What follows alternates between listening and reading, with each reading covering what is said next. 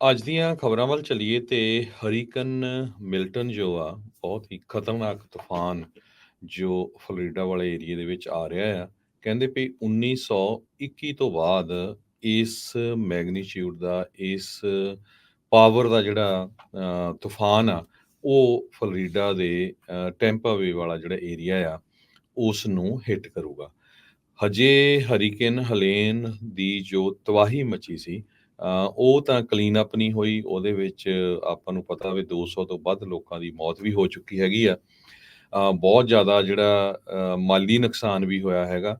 ਪਰ ਜਿਹੜਾ ਹੁਣ ਹਰੀਕੇਨ ਆ ਰਿਹਾ ਆ ਫਲੋਰੀਡਾ ਦੇ ਤੱਟ ਨੂੰ ਜਿਹੜਾ ਟੱਚ ਕਰੂਗਾ, ਉਸ ਟਾਈਮ ਦੇ ਉੱਤੇ 150 ਮੀਲ ਪਰ ਆਵਰ ਦੇ ਹਿਸਾਬ ਨਾਲ, ਜੇ ਆਪਾਂ ਕਿਲੋਮੀਟਰ 'ਚ ਦੱਸੀਏ 240 ਕਿਲੋਮੀਟਰ ਪਰ ਆਵਰ ਦੇ ਹਿਸਾਬ ਦੇ ਨਾਲ ਤੇਜ਼ ਹਵਾਵਾਂ ਜਿਹੜੀਆਂ ਉਹ ਚੱਲੂਗੀਆਂ। ਸੋ ਇਹਦੇ ਨਾਲ ਤੁਸੀਂ ਅੰਦਾਜ਼ਾ ਲਾ ਸਕਦੇ ਆ ਵੀ ਕਿੰਨਾ ਕੁ ਜ਼ਿਆਦਾ ਜਿਹੜਾ ਆ ਨੁਕਸਾਨ ਹੋ ਸਕਦਾ ਹੈਗਾ ਆ।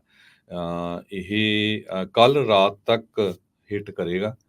3.3 ਮਿਲੀਅਨ ਲੋਕ ਇਸ ਏਰੀਏ ਦੇ ਵਿੱਚ ਆਉਂਦੇ ਆ ਜਿੱਥੇ ਇਹ ਜਿਹੜਾ ਤੂਫਾਨ ਆ ਉਹ ਤਬਾਹੀ ਮਚਾ ਸਕਦਾ ਹੈਗਾ। ਬਹੁਤ ਸਾਰੇ ਲੋਕਾਂ ਨੂੰ ਇਵੈਕੂਏਟ ਕੀਤਾ ਗਿਆ ਹੈਗਾ, ਕਈ ਇਵੈਕੂਏਟ ਨਹੀਂ ਵੀ ਹੋ ਰਹੇ ਹੈਗੇ।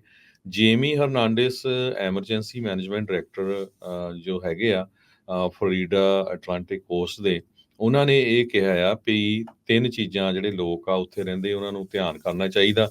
ਆਪਣੀ ਪਲਾਨ ਬਣਾਓ ਤੇ ਐਮਰਜੈਂਸੀ ਕਿਟ ਰੈਡੀ ਰੱਖੋ, ਸਟੇ ਇਨਫੋਰਮ ਰਹੋ, ਤੇ ਜਿਨ੍ਹਾਂ ਨੂੰ ਲੱਗਦਾ ਆ ਵੀ ਉਹ ਇੱਥੋਂ ਜਾ ਸਕਦੇ ਆ ਉਹਨਾਂ ਨੂੰ ਇਮੀਡੀਏਟਲੀ ਇੱਥੋਂ ਇਸ ਏਰੀਏ ਨੂੰ ਇਵੈਕੂਏਟ ਕਰ ਦੇਣਾ ਚਾਹੀਦਾ ਹੈਗਾ। 300 ਤੋਂ ਵੱਧ ਡੰਪ ਟਰੱਕ ਜਿਹੜੇ ਪਿਛਲੇ ਤੂਫਾਨ ਆਇਆ ਸੀ ਉਹਦੇ ਵਿੱਚ ਡੰਪ ਟਰੱਕ 300 ਤੋਂ ਵੱਧ ਕੰਮ ਕਰ ਰਹੇ ਸੀ। 1200 ਤੋਂ ਵੱਧ ਲੋਡ ਜਿਹੜੇ ਉਹਨਾਂ ਨੇ ਡਿਬਰੀ ਤੇ ਹੋਰ ਜਿਹੜਾ ਉੱਥੇ ਇੰਨਾ ਕੁਛ ਟੁੱਟ ਭੱਜ ਹੋਈ ਸੀ ਉਸ ਨੂੰ ਰਿਮੂਵ ਕਰਨ ਦੇ ਵਿੱਚ ਜਿਹੜੀ ਹੈਲਪ ਕੀਤੀ ਹੈਗੀ। ਜੀ ਬਿਲਕੁਲ। ਹਰੀਕੇਨ ਮਿਲਟਨ ਜਿਹੜਾ ਬਹੁਤ ਹੀ ਇਸ ਟਾਈਮ ਖਤਰਨਾਕ ਰੁੱਖ ਅਖਤਿਆਰ ਜਿਹੜਾ ਉਹ ਕਰ ਲਿਆ। ਐਕਸਟ੍ਰੀਮਲੀ ਸੀਰੀਅਸ ਥ੍ਰੈਟ ਦੇ ਤੌਰ ਦੇ ਉੱਤੇ ਫਲੋਰੀਡਾ ਦੇ ਵਿੱਚ ਇਸ ਦੀ ਮਾਰ ਹੋਊਗੀ। ਸੋ ਜਿੱਦਾਂ ਕੱਲ ਵੀ ਦੱਸਿਆ ਵੀ ਜਿਹੜਾ ਇਹ ਹਰੀਕੇਨ ਮਿਲਟਨ ਦਾ ਰਸਤਾ ਆ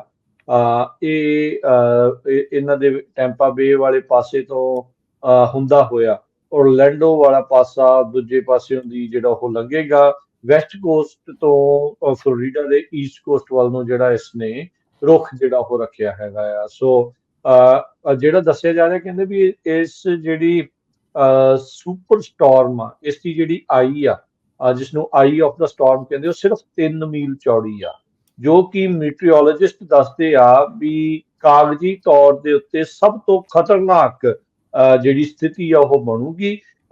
ਜਿੱਦੋਂ ਹੀ ਲੈਂਡਫਾਲ ਦੇ ਲਾਗੇ ਆਊਗਾ ਇਹ ਪਾਵਰ ਇਸ ਦੀ ਹੋਰ ਵੀ ਜ਼ਿਆਦਾ ਅੱਗੇ ਜਿਹੜੀ ਉਹ ਵੱਧ ਸਕਦੀ ਆ। 200 ਮੀਲ ਤੋਂ ਵੀ ਵੱਧ ਰਫ਼ਤਾਰ ਦੀਆਂ ਹਵਾਵਾਂ ਇਸ ਹਰੀਕੇਨ ਦੇ ਕਰਕੇ ਜਿਹੜੀਆਂ ਉਹ ਆ ਸਕਦੀਆਂ ਆ।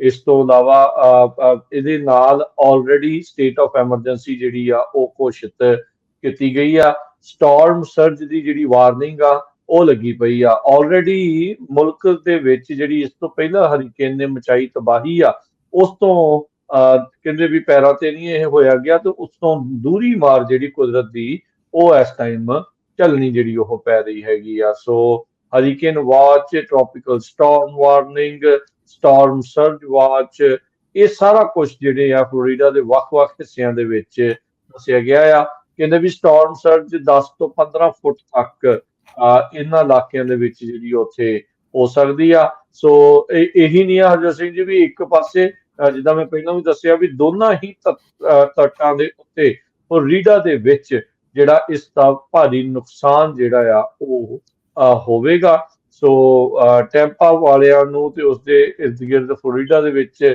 ਜਿੱਧਰੋਂ ਦੀ ਇਸ ਹਰੀਕੇਨ ਨੇ ਲੰਘਣਾ ਆ ਹਾਲਾਤ ਜਿਹੜੇ ਉੱਥੇ ਖਾਸੇ ਜਿਹੜੇ ਉਹ ਮਾੜੇ ਜਿਹੜੇ ਉਹ ਹੋ ਸਕਦੇ ਆ। ਸੋ ਤੇਜ਼ ਹਵਾਵਾਂ ਆਲਰੇਡੀ ਅਜੇ ਕੱਲ ਨੂੰ ਇਸਨੇ ਹਰਜੋਤ ਸਿੰਘ ਜੀ ਹਿੱਟ ਕਰਨਾ ਆ। ਆਲਰੇਡੀ 30 ਮੀਲ ਤੱਕ ਦੀਆਂ ਜਿਹੜੀਆਂ ਤੇਜ਼ ਹਵਾਵਾਂ ਆ ਉੱਥੇ ਫਲੋਰੀਡਾ ਵਾਲਿਆਂ ਨੂੰ ਆਲਰੇਡੀ ਝੱਲਣੀਆਂ ਪੈ ਰਹੀਆਂ ਆ। ਹਰੀਕੇਨ ਕਿੱਟ ਦੀ ਤਿਆਰੀ ਉਹ ਵਿਚਾਰੇ ਕਰ ਰਹੇ ਆ। ਰਾਸ਼ਨ ਪਾਣੀ ਉਹਨਾਂ ਨੂੰ ਹਫ਼ਤੇ ਦਾ ਲਿਆ ਕੇ ਰੱਖਣ ਦੇ ਲਈ ਆਖਿਆ ਗਿਆ ਹੈਗਾ ਆ। ਸੋ ਇਹ ਜਿਹੜੀ ਸਥਿਤੀ ਇਸ ਟਾਈਮ ਬਣੀ ਪਈ ਹੈ। ਜੀ ਬਿਲਕੁਲ।